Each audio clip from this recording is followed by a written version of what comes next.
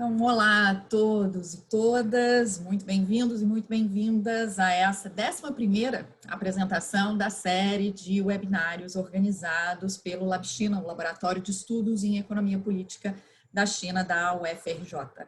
Eu sou Isabela Nogueira, do próprio LabChina e do Instituto de Economia da UFRJ, e eu vou trocar agora para o inglês, porque essa é a língua comum aqui de todos os quatro, e sobretudo do nosso convidado hoje. So it's a pleasure today to have with us in our webinar series organized by LabChina, Professor Christopher McNally, who is going to talk about Sino-Capitalism and China's changing global impact.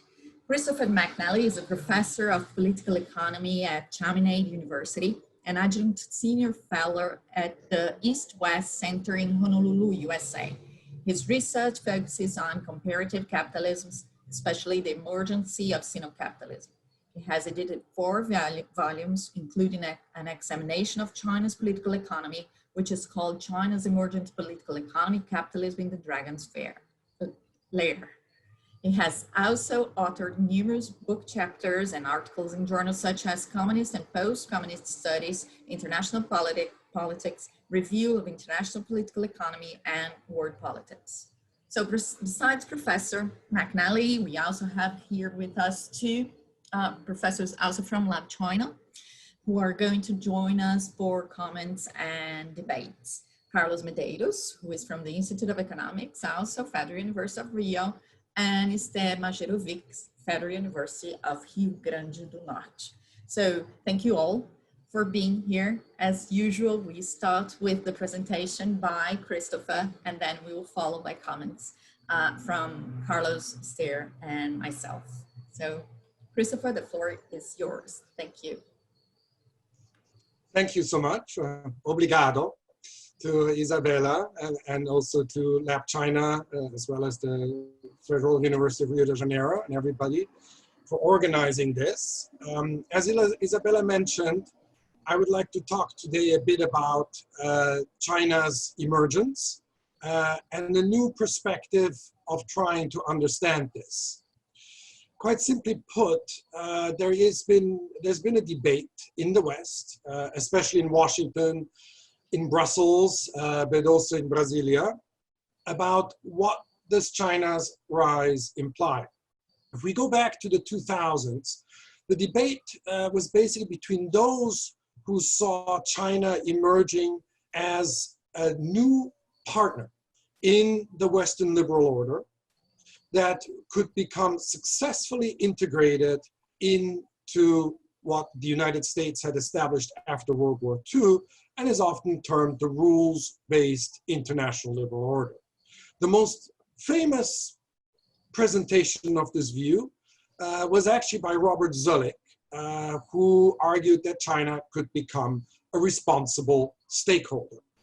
Interestingly, Zoellick, when he presented his speech back in 2005, was quite critical at the time of China and argued that if the Chinese would not play by the rules, then the United States could withdraw access for the Chinese to the US market and even by extension, the international system. And to some extent, we have seen this come true in recent policies by the Trump administration. The other view of China back in the 2000s was simply the realist view, so the realist perspective in international politics that argued that as China rose, it would ultimately challenge the United States and we would end up in Thucydides' trap. The idea that when you have a rising power and an established power, this rising power ultimately will create a security competition with the established power, and you would enter a period with a high likelihood of war, or at least something akin to a Cold War, to increased friction, and certainly the two powers would not see eye to eye. There has been a shift in the 2010s. Some trace it back to the rise of Xi Jinping in China, which I think is quite correct. Xi Jinping, after about 30 years of China having a relatively humble and not very aggressive foreign policy, became a lot more assertive in China's role in the world and started to pursue policies that clearly tried to establish China as a great power and even establish a realm of security influence in East Asia, such as in the South China Sea, but also along China's periphery out to the west. Others trace this shift back to the ascendance of Trump, or more generally, populist movements in the West, as you have also seen in Brazil, where the Bolsonaro government is a lot more critical of China than the prior government. So with this, there was a shift where basically the Thucydides trap people continued to argue that China was becoming a major threat. But the other side argued that China still could be forced, or at least prodded, to integrate with the liberal international order if a large multilateral effort would be started that would basically tell the Chinese, either you play by the rules, or then we exclude you from the international system. This is the policy that Obama started, that President Barack Obama started, especially with the TPP, the Trans-Pacific Partnership, and a similar agreement that was pursued with the Europeans. The presidential candidate, Joe Biden, is basically proposing the same, but with a bit more teeth. So he's proposing a very clear alliance between the Europeans, as well as Japan, and other like-minded nations to get together and force the Chinese to play by certain multilateral rules. The Thucydides trap side, though, has become in many ways a fulfilling prophecy.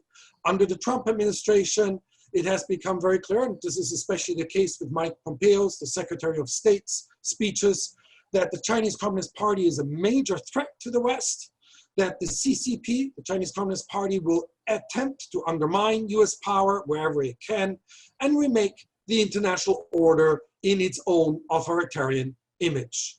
And various images have here been portrayed, including the image of a kind of 1984 Orwellian international society that is full of surveillance and artificial intelligence that tracks people. And as a result, the United States has started to take a containment policy vis-a-vis China, a bit modeled on the Soviet Union.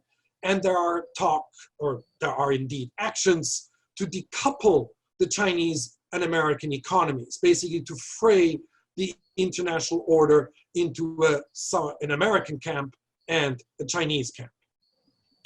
All of these views are quite black and white, as you can see. One view sees that China can be integrated into the international order, though it will take a multilateral effort with a lot of pressure on the Chinese. And nobody really thinks that China will transition to a liberal democracy and therefore become very much like the United States and they're a very similar power in the international system. I think that view that was still very prominent in the 2000s is gone. Nonetheless, even the views that see China as an authoritarian challenge do see that China can be worked with.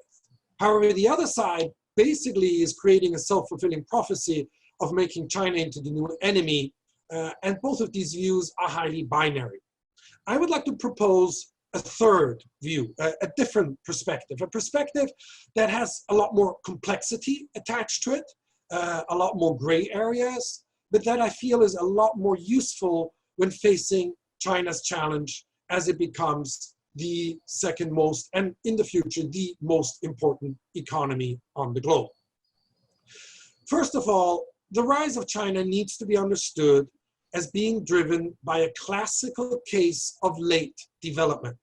Indeed, China is actually a late developer, because the first late developers were Germany and Japan in the late 19th century. The second batch were South Korea, Taiwan, and also to some extent Latin America, including Brazil in the 60s and 70s. And now China basically is emerging amongst the third batch of late development. This late development is driven by capitalist development. Yes, China is governed by a Communist Party. And officially the Communist Party does not agree that China is capitalist. I personally have tried to give talks, this was more than 5 years ago, in China, using the term Sino-Capitalism, the new form of capitalism that I argue China is developing. And each time my Chinese hosts would basically take a big red pen and strike out capitalism. And it would become China's political economy or China's development model or something like that. I argue that China's new form of capitalism is unique. I term it Sino-Capitalism. There are precedents in places like Taiwan, some Hong Kong, some Singapore, and also in Southeast Asia, such as Thailand. This is a unique form of capitalism. Yes, it is a form of state capitalism, as many in the West now term China, but it is also a form of capitalism that has enormously vibrant market forces and entrepreneurship. So what you end up is a form of state governance and coordination top-down, yet enormous amounts of private entrepreneurship and market forces, market competition, innovation, and enormous amounts of Schumpeterian creative destruction bottom up. So the Chinese economy, although it is dominated by state-owned enterprises and the state financial system, has bottom up a lot of very innovative, productive, entrepreneurial private enterprises. And this is a way, for example, to understand Huawei. Huawei is now the boogeyman of the United States and also some other Western governments, such as Australia and now the United Kingdom. Often in the West, people say, do not believe that Huawei is private. It is owned and governed by the Chinese Communist Party. Sorry, that is rubbish. Huawei is a private company. Indeed, it's a very unique company because actually the employees own the majority of all its shares and it's not a listed company. For sure, Ren Zhengfei, the owner of Huawei, is very closely aligned with the Chinese Communist Party. They work very closely together. But so do Cisco with the Trump administration, for example. How much difference there is? Well, I would argue that maybe Huawei is a bit closer to the Chinese government than the Chinese Communist Party. There are certainly Chinese Communist Party cells within Huawei, and the communication routes are much more open and less fragmented than in the United States. But it's more a matter of difference of degree than kind of a black and white difference that, you know, Oracle and Cisco are private companies and Huawei is basically governed by the Chinese Communist Party. That just plain is misconstruing what is happening in China. The bottom-up dynamics in China are highly energetic. They have created companies such as Alibaba, Tencent, but also Sany, which is a company that builds excavators. A lot of the real estate sector in China is privately owned. And there are increasingly some of these companies that are becoming formidable global competitors and innovators. The Chinese Communist Party is absolutely clear that for the future, it has to rely on the Chinese private sector for innovation and future economic growth. And indeed, the Chinese private sector creates by far more jobs than the state sector, and that has been the case for over 20 years.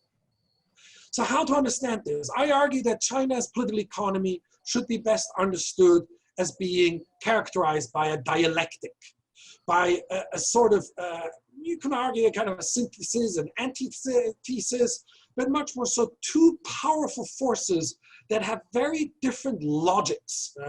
Weber called this Eigengesetzlichkeit. Its own internal logic in its own sphere. So the private sector has its own internal logic that most in the capitalist world understand quite well. And so does the Leninist party state have its own internal logic. These two logics are often in conflict. There are a lot of frictions between the private sector and the state in China, but they also have a very deep synergy. And that synergy has been improving actually over the past 10 years. So those who say Xi Jinping, President Xi of China, has established a much more state capitalist form with the state in charge, it's not quite correct. Yes, the state has become more in charge in many areas and has started to have much more regulatory power than before. But at the same time, the Chinese private sector has continued to grow and has become more powerful even than, let's say, 10 years ago. So this dialectic basically, for the time being, has mutually strengthened the private sector and the state in China and created the conditions for China's global economic ascent. Sino-Capitalism is now spreading globally. Wherever China goes, Sino-Capitalism comes with it. In Africa, in Latin America, but to a lesser extent in Africa, but the dynamics are somewhat similar. You see both the Chinese state arriving with large state-owned enterprises, with large amounts of state finance capital, basically the China Development Bank, the China Exim Bank, to build things such as large infrastructure projects, railways, for example, into the Amazon, or indeed, ideally, across the Andes to Peru, to move agricultural goods, mining goods out of Brazil directly to the Pacific. That is the state-coordinated side of it. But on the other side, you also have a lot of Chinese private companies and private entrepreneurs. Indeed, Chinese migrants arriving in countries, as I said, Brazil, but also a lot in Africa. And that does create a lot of friction with the local population, but it also creates a totally different dynamic than we have ever seen before in history. Because Chinese power is not only spreading via state finance and state companies, but also via its own people migrating to a lot of places where, to be quite honest, most other peoples would not dare to migrate to. So we're gaining this kind of dialectic also on the local level in countries beyond China. Now, Sino-Capitalism is reshaping the global political economy in profound ways. I just mentioned the dialectic of top-down state coordination and bottom-up private entrepreneurship. We are finding another very interesting dialectic occurring. As China's economic heft and international influence increases, other countries, especially advanced industrial countries, are increasingly beginning to feel threatened. And this is not just the case in the United States. Indeed, in Brazil, you're seeing some of this. But it's also the case in Australia, in New Zealand, for sure in Japan. Actually, Japan probably was ahead of the curve in terms of recognizing the threat that China could pose, and in Europe. I will mention here two examples of how this is playing out. The first is a German view. Germany has had a very open system for trade and investment, but this began to change as the Chinese white good maker Midea, based in Foshan, down in Guangdong in the south of China, started a hostile takeover of Germany's biggest robotics maker, KUKA. And indeed, this became the last big success of Chinese outward-bound technology acquisition. After this, doors started to close. Germany approved the takeover of KUKA, and KUKA now is owned by Midea, by a Chinese company, and KUKA is building a very large robotics plant in southern China. But after this, Germany, and by extension the European Union, started to put in place various foreign investment restrictions, and such a takeover would not be possible anymore. Similarly, in America, China has been conceived, especially by the Trump administration, both the State Department as well as the Department of Commerce, as increasingly an evil form of state capitalism that is playing unfairly, that is stealing intellectual property, manipulating its currency, using industrial policy to develop technologies, to subsidize technology development in ways that other advanced industrial economies just plainly cannot match. So what we see in the West is the rise of a new form of techno-nationalism. And I would actually argue that this is a newfound dialectic, whereas Sino-Capitalism rises in influence, it is actually creating a backlash in the West that is making the West more Sino-Capitalist, more state capitalist.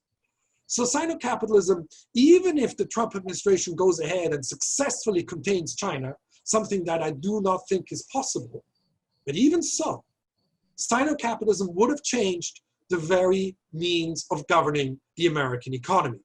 And even if Joe Biden wins the US presidency, I do not see this changing the in substance. It will change in method and in language and in its justification. But the United States will become more nationalist in its economic governance. And techno-nationalism globally is here to stay.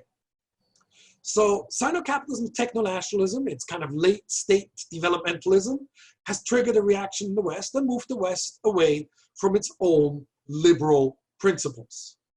This is the end of the neoliberal era, if there ever was one, let's be honest. The very ideological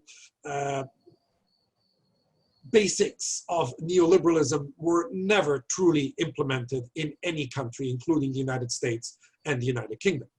But neoliberalism as a form of kind of free markets, laissez-faire state governance, that is clearly over. This is also, by the way, in part due to neoliberalism's own internal contradictions. This form of economic ideology has caused an immense expansion of the power of capital, meaning corporations and the rich. And it also caused the immiseration of large tracts of all societies across the globe, with rising income inequalities, increasing social dislocations, and indeed in the United States, life expectancy has not risen because so many people have been drawn to drugs to basically drown themselves in their misery.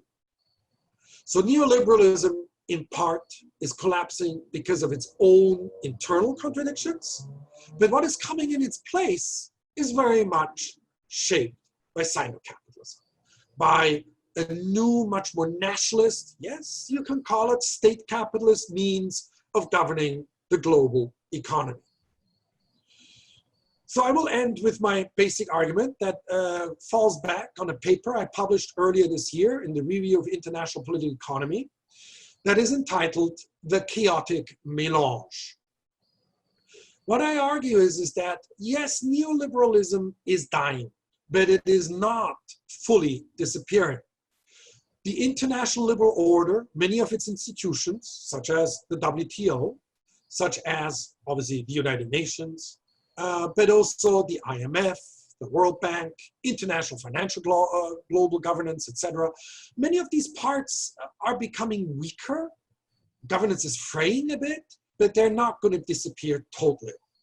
We will not have a decoupling of the United States and China. As I mentioned, in my opinion, China is so deeply integrated into the global economy, you just cannot basically cut China off without causing a global depression. Indeed, if I go shopping here in the United States, and except for apparel and textiles, any electronics, white goods, kitchen utensils, so many things are still made in China.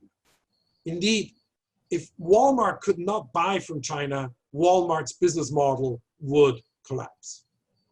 So we will continue to have globalization, but not the globalism based on neoliberal principles and the liberal international order that is fraying, it is disappearing. Rather, what we're getting is an uneasy marriage of neo-statism, or what you call techno-nationalism, and increased populism.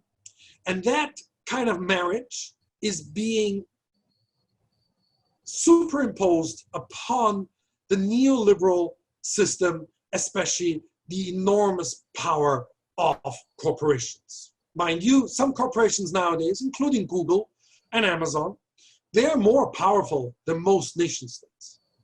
And although the United States and also China have power over these corporations, China over Tencent and Alibaba, these corporations have a certain independence, a certain autonomy that makes them increasingly powerful.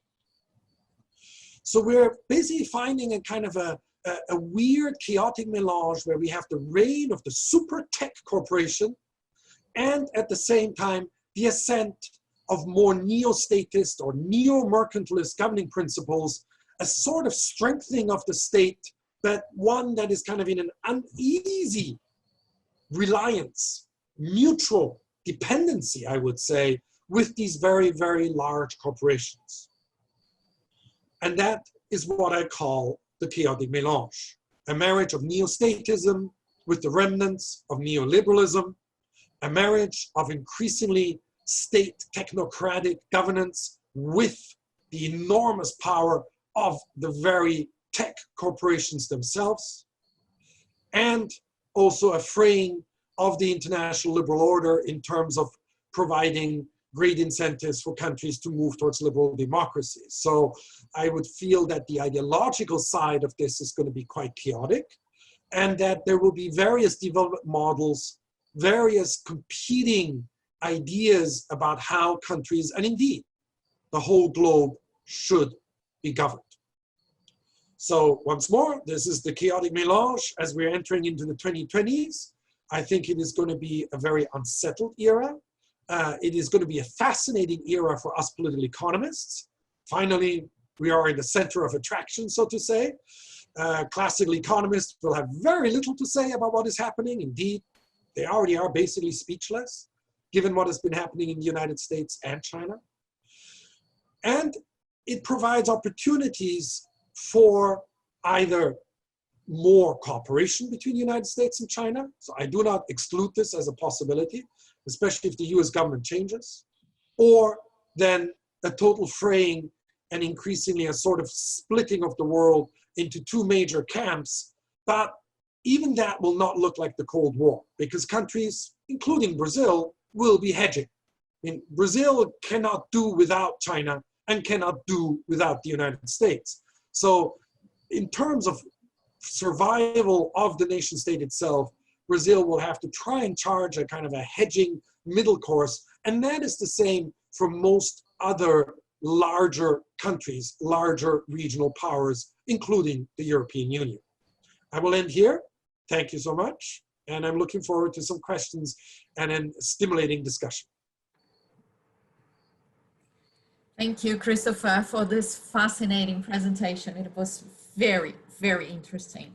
So I pass directly the word to Carlos and then in the sequence to Esther for their comments. Okay, okay, you listen well. Well, thank you very much for the invitation. And Professor, I appreciate very much your presentation and the two papers that I've read. And I think some questions that I would like you to exploit a little bit more. In your first paper that I read, the Theorizing Sino-Capitalism, you consider the Chinese economic system as a particular form of capitalism that you call Sino-Capitalism, blending state coordination top-down and initiatives of entrepreneurs bottom-up. But as far as you do not discuss properly capitalism, distinguish it from socialism, and considering by capitalism a system that can include a set of different spheres of political, economic institutions, what exactly makes this classification be substantially different from the official denomination of market socialism that could be also described as a set of different political institutions? This is the first one. And the second question could be, formally, what makes the Chinese model be so different from the development states that led industrialization in several other countries in Asia? That's a point that you made in your presentation here, but in some aspects you sustain that the state in Sino-Capitalism follows the same direction followed by other backward countries. But you point out that in China, the state power included the control of the decision makers by a nomenclatura system.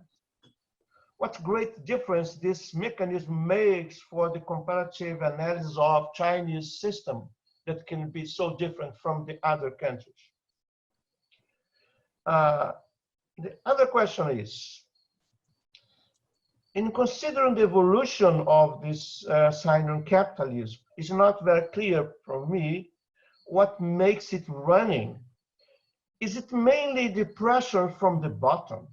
In that case, is it from the entrepreneurs or from a kind of third sector? For instance, the township and village enterprise that is not completely capitalist, or from local governments, or from social unrest, that's the pressure that comes from the bottom. Or you may say that initiatives mainly from the state. But in this case, from the state, can we consider it a monolithic agent? What is the communist part? I know that it has different perspectives inside. And the idea is how to keep the power when private sector is spending much faster than a public enterprise, and private property is officially recognized, diminished the informal control exerted by guanxi system. I think that's mainly, probably, the growing presence of the Communist Party creating cells in private international enterprise is growing nowadays. I remember one statement very famous from Chen Yan, that is an old guard Chinese communist, that said the idea of he said that you can't just hold a bird in your hand or it will die. You have to let it fly, but you can only let it fly in a cage. Without a cage, it will fly away. This idea that you have to have a cage. So this is very different from other experience that we know. But this is for the first paper. For the second paper, this chaotic melange, neoliberalism, I would say what's not very clear exactly for me is why chaotic economic system?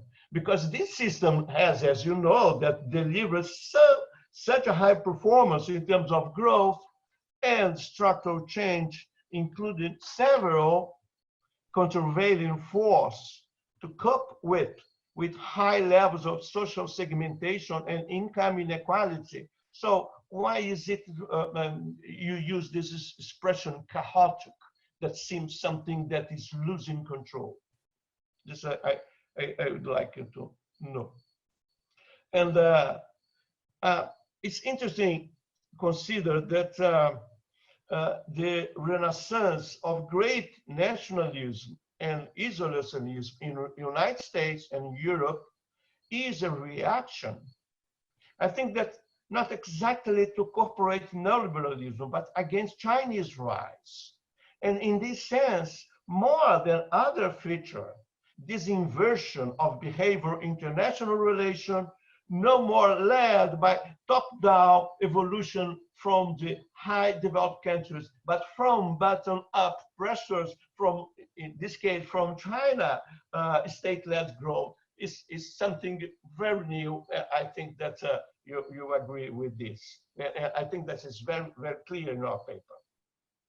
And the last question is, in your analysis of the progressive but controlled internalization of renminbi, you consider that China is changing some IMF policies in its favor and showing that full currency convertibility is not necessary for growing presence international monetary system. I'd like you to explore a little bit more of this. Thank you very much. Esther, if you don't mind, I think I'll give the word to Christopher because he has already a lot to answer. I guess I counted about 5 questions from Carlos. If you don't mind, I think it's better if he responds to them and then we get your questions, okay? Great. No problem. Thank you, Carlos, so much for your insightful comments and looking at the paper so carefully. To your first one, socialism. Well, if you look at it, throughout history, there's only been two types of socialism. One is basically the Soviet Union's model that closed off economies and didn't use market forces. There were a few variations, like in Yugoslavia, where market forces were more important, and you had worker-owned enterprises instead of state-owned enterprises.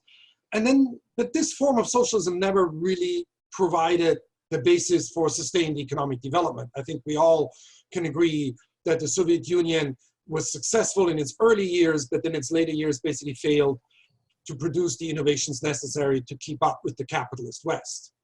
The other form of socialism we've seen is basically a form of social democracy, or then the case of Singapore. And I often mention Singapore because it's, in my opinion, one of the most fascinating forms of political economic governance on earth, and that it really gets quite close to living socialism, even though it also has its downsides. So those types of, let's call them social democracy, are subsumed under capitalism. They are a variety of capitalism. And in my opinion, real, existing, and effective socialism can only exist under a capitalist political economy. So yes, you do need to have some form of private ownership. You need to have market forces. Most importantly, you need to have capital accumulation. And that is, in my opinion, the very central aspect of capitalism, is its relentless drive to accumulate capital. You see that in China. It's very clear. Even in the state sector, entrepreneurial state firm managers are intent on accumulating capital, as is the Chinese Communist Party Central. It makes it very clear to state-owned enterprises that one of the metrics upon which they are evaluated is return on assets, which basically is a measure to look at capital accumulation. So my view is different from the mainstream literature.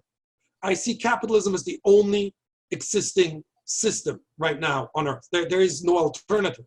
But within capitalism, there are plenty of alternatives. Indeed, alternatives that haven't really been pursued yet by a number of countries. And I'm mentioning Singapore, which really quite stands on its own. And interestingly, many Chinese argue that the very goal of Xi Jinping is to create a mega Singapore. So that seems to be the goal of the Chinese Communist Party long term. So is the China model different from other East Asian developmentalist states?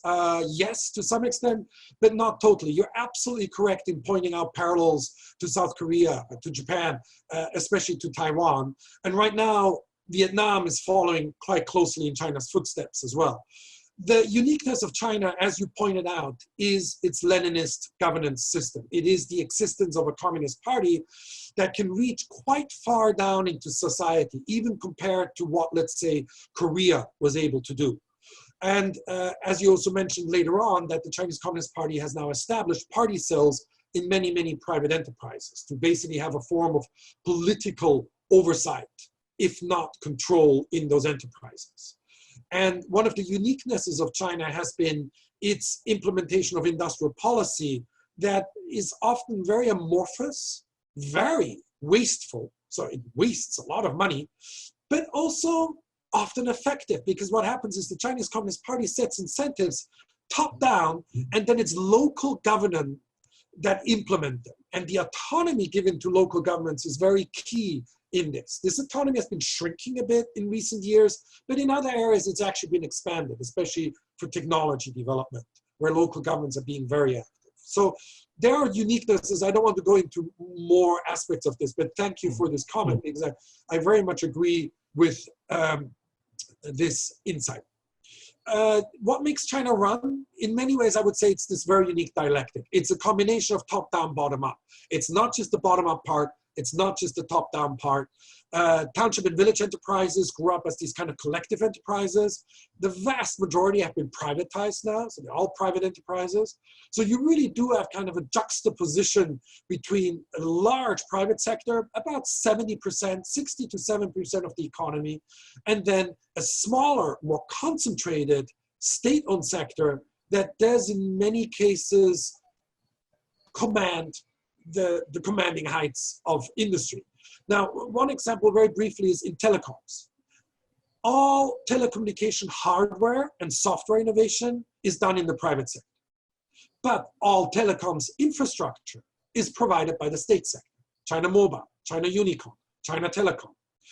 And these two actually are in a highly symbiotic relationship with each other, where companies like Huawei and ZTE relied heavily on the Chinese state-owned telecoms companies in buying their gear, especially 20 years ago when their gear was substandard, and giving them a captive market and basically allowing them to develop and become the companies that they are now.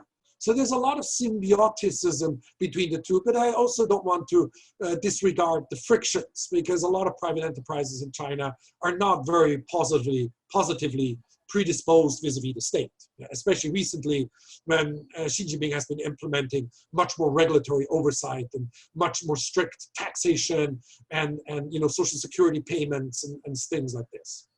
So finally, chaotic.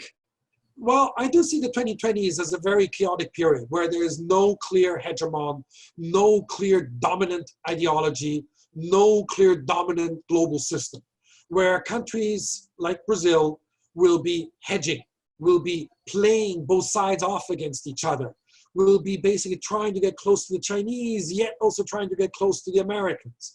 And you can see this, I mean, in the Bolsonaro administration that has been kind of very negatively in its language vis-a-vis China, but still, China is the biggest customer. It's buying huge amounts of soybeans and their competitors out there. So the Chinese could go to the Americans and buy soybeans there. Indeed, that's what they've been doing over the past 3-4 months. So every country is a bit in competition with each other. And even the United States, in my opinion, is playing a game where it's actually trying to hedge against the Chinese rise, yet at the same time, not totally severing ties to China. And if Biden wins the presidency, it will be very interesting to see how this changes. Even Trump, a second term, could provide some surprises in its relations with China. So that is my reason for chaotic. I do not necessarily foresee war, but I do foresee lots of friction, and I do not foresee a Cold War as well. So where you have two clear camps, and either you're on this side or you're on that side. No. It's going to be a mess, and everybody's going to be playing off the one side against the other. It's like putting money in two different banks, because if one goes bankrupt, you still have the money in the other bank. Finally, R&B internationalization. I'm working on this very intensively right now. There are fascinating things going on, especially the development of a digital currency in China. And basically, for the first time, the Chinese are forced to really, truly internationalize the yuan. It has become a matter of economic survival because of US pressure, because of the Hong Kong Autonomy Act and the Xinjiang Act, the threat of cutting off China from SWIFT, which is unlikely, but it is there. And so Beijing, for the first time, is truly making substantial moves to internationalize its currency. Every day, they're opening up the capital account to foreign investors. And look at it. If you want to put your money somewhere safe with an interest rate of 3%, China is the only place you can do so. So the bond market in China has been opening up rapidly, and there's been big capital inflows. Several $10 billion per month in the last several months. So it's really something to look at, especially when you then kind of combine that with the new digital currency that China is in the process of rolling out. But I will stop here because I could go on for hours on this topic. Thank you so much, Carlos. Really appreciate it. Yeah. Esther, please, your comments. I would like to thank you, Professor, for your presentation. It was very rich and elucidating.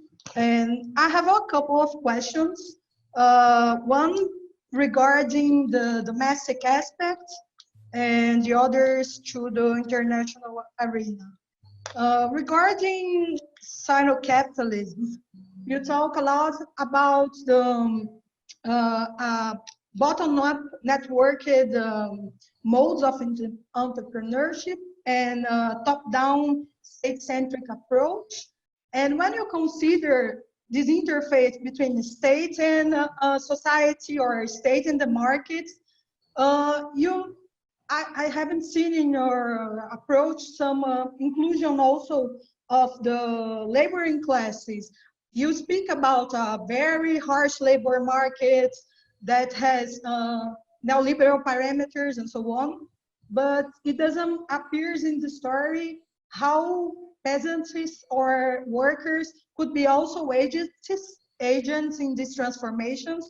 For instance, you talk about the changes since mid-2000s in the social security system, as if it were only a top-down decision, but you actually have a lot of wildcat strikes on the ground. You also have a lot of conflicts on the countryside that mostly deals with land grabs. So I would like to hear a little bit from you about the place of the laboring classes in the Sino-Capitalism.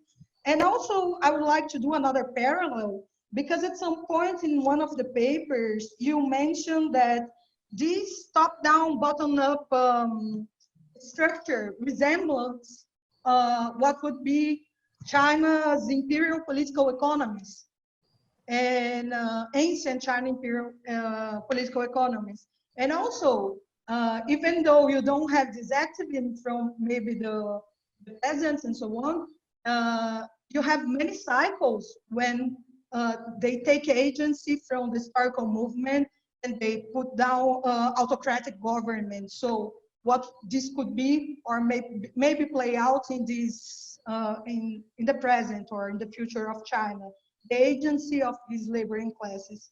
So this would be one point of the story, the domestic developments. So regarding the international scenario, I would like to put a couple of considerations.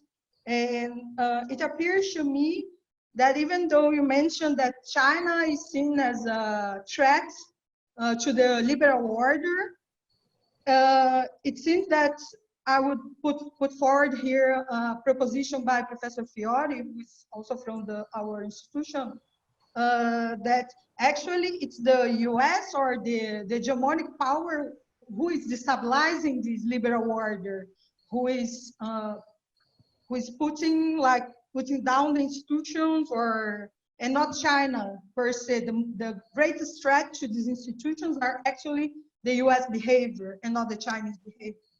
And as it was also with the gold standards, it was an initiative from the US, not from the other countries, with the end of the gold standard. So if you could comment on that, on the story of actually whether it's China or the US, the greatest threat to the liberal order.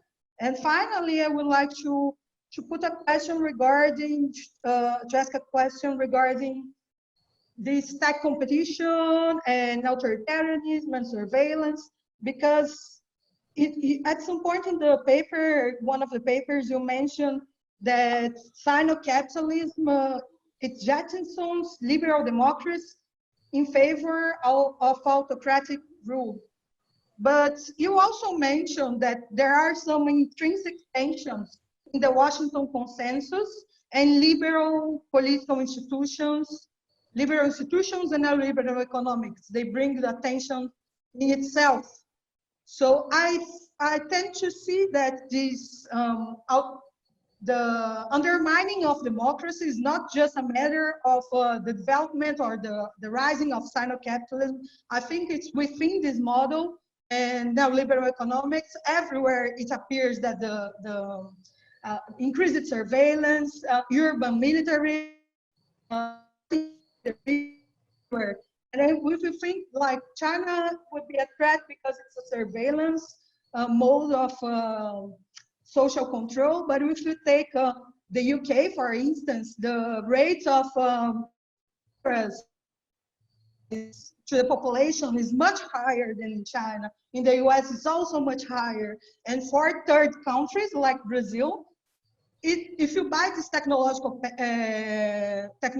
packets, which include a lot of private enterprise, but also state corporations and so on, it's not actually a good choice, a real alternative, because either if you buy from Honeywell or Cisco, or if you buy from Huawei and Hikvision, there are still surveillance and security apparatuses which are sold to peripheral countries which experience a lot of inequalities as well. So I think how could this actually be some alternative of the US could present as democracy to 30 countries? So these are my remarks and questions. Thank you, Professor. Thank you, Esther. Another really, really interesting set of questions. I will start with the domestic side. I think you've put your finger on what is clearly one of my biases. I believe that the history of capitalism is primarily expressed in state-capital relations. Indeed, you mentioned state-market relations, state-social relations, or state-society relations. I feel that in the literature of political economy, state-capital and the very conception of capital as a group of people that are very rich, but also as a socially structuring force, I feel is underemphasized in the literature. This doesn't mean that labor doesn't play a very important role. But I do see it often in the history as a somewhat a role where, exactly as you describe, as labor becomes more concentrated in industrial enterprises, you get more labor unrest, especially if conditions are bad, and that then puts pressure on policymakers and companies to improve labor conditions. But China is a classical example where you are not seeing the emergence of a broad-based labor movement. Labor unrest is, as you said, you know, it's smaller, or some are very large strikes, but they are regionally and in terms of and firm-based, they're concentrated. You do not see anything like the solidarity movement that emerged in Poland, or indeed the labor movements that emerged in Europe. Europe is unique because Europe went through a phase where the majority of workers were in industry back at the late 19th century. China has never gotten there. China reached about 40%, 30-something% of the labor force, and then immediately it started to go into the service sector. And doing strikes and things in the service sector is more complicated because firms either tend to be smaller, or then they tend to be firms like banks that generally pay quite well, so they already have a labor aristocracy amongst them. Naturally, I do not want to deny what you're saying is absolutely correct. Labor has had a very important role as agents in the improvement of labor conditions in China, which are still not very good, to be honest. You look at what happened in the West with COVID-19, Europe and especially America gave out a lot of money. The Chinese government didn't spend very, very little money on people who lost their jobs and couldn't find them, very little. Yeah. So labor is still kind of, especially the rural migrant labor, is still kind of this flexible cushion upon which the Chinese economy rests. And it's very harsh. So you just get laid off, you go back to your village. You rely on your land. That's your social security. But you're right that over time, increased amounts of strikes, labor unrest, increased consciousness amongst laborers has put great pressure on the Communist Party to improve things. Unfortunately, sometimes we then are slaves to the Chinese Communist Party's narrative. Because in China, when you stand up and you make a fuss, the first thing that happens to you is you end up in jail or you get shut up. And then the Chinese Communist Party turns around and says, oh, we're going to make this reform. And look how wonderful we are. We made this all out of our own accord. How great we are. We can self-reform.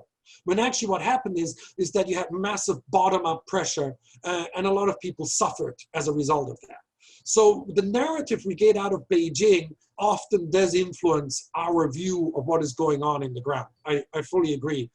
And that is something I will try to remedy a bit in my writings. But my personal interest is in state-capital relations. How is the relationship between Huawei and the Communist Party, between Alibaba and the Communist Party, between small and medium-sized enterprises and the local governments developing? And clearly, the Chinese government is putting in place top-down reforms to improve labor conditions and indeed general societal conditions such as healthcare reforms, housing reforms, better infrastructure, more green space, better environmental protection and things like that. Often this is all triggered by bottom-up social pressure, but we don't hear that much about it. We always hear about what the Communist Party is doing top-down. So thank you for that. I certainly don't deny the agency of society in this. I fully agree with your view on the threat to the liberal order coming as much from the US as from China, and even more so. I mean, one of his purposes is America first. It is American isolationism. And he wants to tear down the international order. No one is happier about this than Vladimir Putin in Russia. So the big winner of the Trump administration is Russia, not China. And I find it somewhat, well, curious that China is becoming the big enemy of the United States when the country that really is trying to destroy American democracy inside out is not China. But let's leave this aside. I do see a dialectic here, a very clear one, where the rise of Sino-Capitalism is in part, only in part, and maybe not even 50%, responsible for triggering populist movements in the West. As you mentioned, the internal contradictions of neoliberalism, the income inequalities, the enormous power and wealth a small elite is accumulating. So unfortunately, the whole world is starting to look like Brazil. You know, Brazil has one of the highest income inequalities on earth, and you're very well aware of this. You probably belong to this small Brazilian middle class, but then there's this huge, class of poor who had some improvements over the past 15 years due to the Brazilian government's policies, but we are still in a situation of great income inequality. And that is basically replicating itself globally. And so what you see is, the rise of populist and dare I say, fascist movements. Okay? The ideas and some of the methods of Trump do remind me of Mussolini and Hitler. There's just, you cannot, avoid this parallel if you're honest. So who is destroying the liberal international order? I don't think the Chinese are actively. I think actually the Chinese now are trying to keep certain parts of the liberal international order, especially things like the WTO and the IMF. They're trying very hard, and the WHO, many United Nations organizations. The Chinese have been the biggest supporters, biggest contributors of peacekeepers, etc.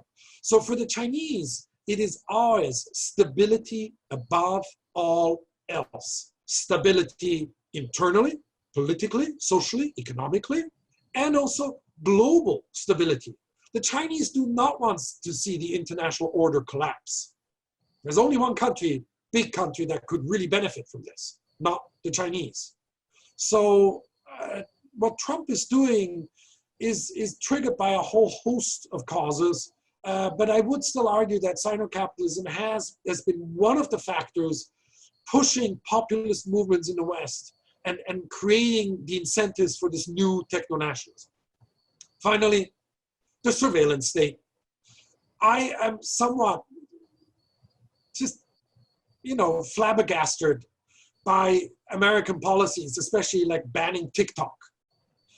Because we all know the competition that is going on between the US and China is not about a liberal democratic power that provides you with privacy protecting surveillance and an authoritarian power that wants to recreate 1984 globally. It is between American surveillance and Chinese surveillance. So if you buy American gear, you will have the National Security Administration watching you. If you buy Chinese gear, well, you probably will have the Chinese Communist Party somehow, somewhere having access to some of the data that this gear produces. This is a big fight on the American side because America is losing its monopoly to spy on everyone else, and no one else can spy on them. I mean, just read what Ed Snowden said back. People always forget about Edward Snowden, but he is absolutely key in this. It is absolutely clear that the Americans have been using backdoors in Cisco equipment and have put in various software solutions to be able to spy on everyone, including Angela Merkel of Germany and the French president, So, and I'm sure they're spying on your government, the Americans, right now. So it's just a question, who do you want you to spy on? And maybe for countries, they should use both equipment, Let everybody know what we were doing. I don't know.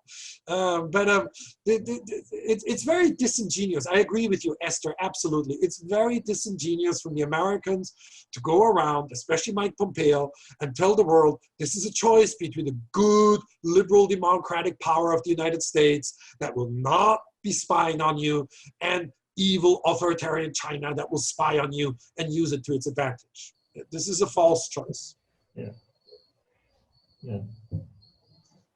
I see Carlos agrees. Yeah, completely. I guess all of us agree completely.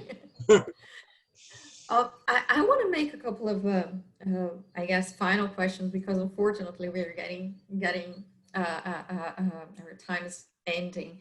But you mentioned how you see the future of a world of order influenced by China, especially more in a productive way. And I would like to hear a little bit more of how you see a world of order influenced by China financially. How do you see that? I mean, you said no decoupling, so global value chains would be there with more state interventions and so on. But how about the future of financialization? How do you see an international financial systems under China's rule, or should I say under China's a greater role or a larger influence? Would countries start to use more capital controls, or on the other, or will just China continue to open up? So how you see the future of financialization? Right. And then my second question, if you could explore a little bit more what you have explored in one of your articles about the petro-yuan. I think that's key about China's internationalization of its currency now. It reflects a lot of its strategy of how it's internationalizing the renminbi, but at the same time keeping several controls on it and going through strategic markets like oil. So if you could comment on that as well and give some details to us, please, because I guess you have been following quite closely the advancements in that area. Oh, thank you, Isabela. Gosh, this is for me one of the most fascinating areas. Why? Just a bit of background. If you look at American power right now, it relies on three things. First, the US dollar. I would argue that's basically then it. Yes, technology. American technology is still ahead of the rest of the world, especially in chip manufacturing and quite a few other sectors as well. But to some extent, that's reliant on the dollar being the global reserve currency and having the purchasing power and attracting the best and brightest minds into American universities and then American companies. And the final one is American military power, which is both dependent on the role of the US dollar. The American dollar is worth something, so you can buy, various weapons and hire mercenaries, etc. And technology, in particular, which allows the American military to still be the most advanced fighting force on Earth. So finance is absolutely central in geopolitical power. And over the past decade, the type of financialization we saw in the 90s and 80s and the 2000s has already started to change a bit. So you mentioned capital controls, for example. During the 2000s, the IMF was absolutely against any form of capital control. That changed after the global financial crisis. And by now, the IMF actually has become rather agnostic. And by the way, this is very ironic because the IMF was the institution implementing capital controls in the 60s and 70s, and it took quite a move for them to move away from the idea of capital controls in the 80s. Then they basically became almost, fanatics, religious fanatics for no laissez-faire, no capital controls, and now they've become a bit more agnostic. So I do feel that the financial system of the globe is already undergoing substantial change. The other big change, especially for developing countries, Latin America, is the opportunity of Chinese finance. I personally do not see Chinese finance as evil. I see it as a very welcome additional opportunity for countries to access capital to develop. The problem is many countries don't use this capital well, and as in the case of Sri Lanka, they then end up with a huge debt to the Chinese, a big white elephant infrastructure project, and what do? Well, The Chinese want something in return, so they got a 99-year lease on the Hamantata port. This is what I'm talking about. Latin America has been more careful about taking Chinese finance, especially with allowing the Chinese to invest and own certain things. They've been much more protective about this. But the Belt and Road Initiative and just Chinese capital overall has already transformed international finance, especially development finance. But the next step in the 2020s will be truly different. It will be very difficult to predict what is going to happen. But I do have 3 things that I would like to put out here. First, blockchain technology will be central. Second, we will be getting innovation competition in the financial realm to an extent that we have never seen before. Third, the Chinese have first mover advantage. They will be leading the pack. And the United States is the furthest behind. I'm not talking about Brazil, I'm talking about the major currencies here. So the Europeans are moving quite rapidly, trying to catch up. They're very fearsome of Libra. And we shouldn't forget big companies who are also involved in this, like Facebook. The Japanese are looking into central bank digital currency, so CBDC, as are the Brits. Australia is looking into it a bit. The Federal Reserve is just doing some rather low-level research at this point. China is by far ahead. And there have been various kind of commentaries on what China is doing. And Eswar Prasad, I don't know if you're familiar with him, he's at Columbia University, had an article recently where he said, you know, a digital currency will make no difference to China's efforts to internationalize the renminbi. The problem of capital controls and open capital flows will remain. But I think Eswar does not quite understand the significance of a blockchain-based digital currency. Because such a currency will allow the Chinese government, the People's Bank of China, and the major Chinese state banks, which will be issuing this currency directly to customers, to get real-time, massive amounts of information on what is exactly happening in the economy.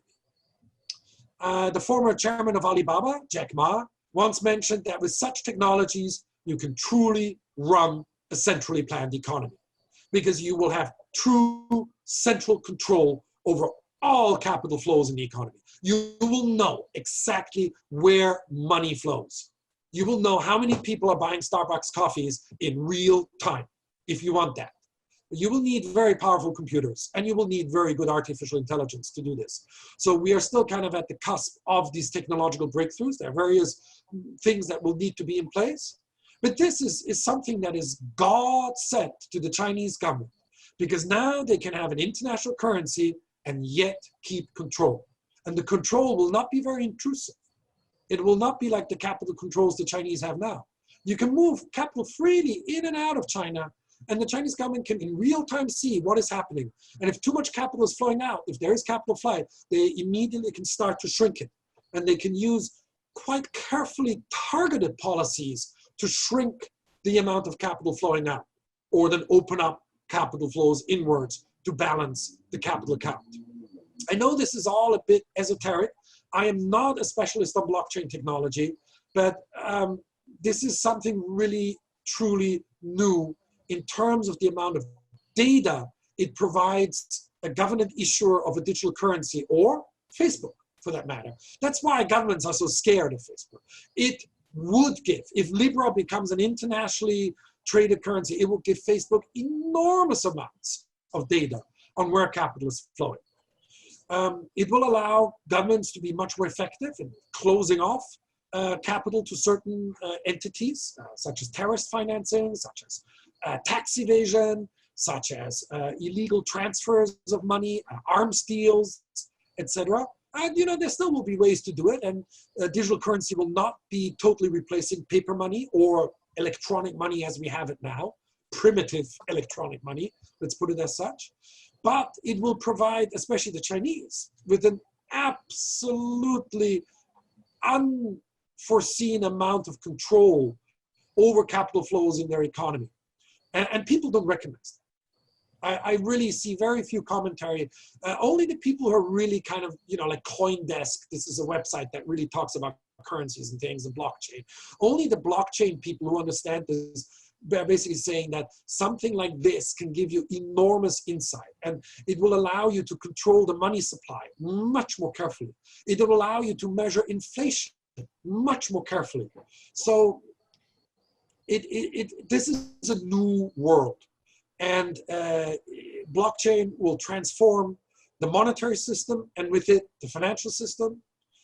It will create a new form of competition amongst digital currencies. How interoperable they will be is another big question. Will we end up with different currency silos that we cannot really trade with each other?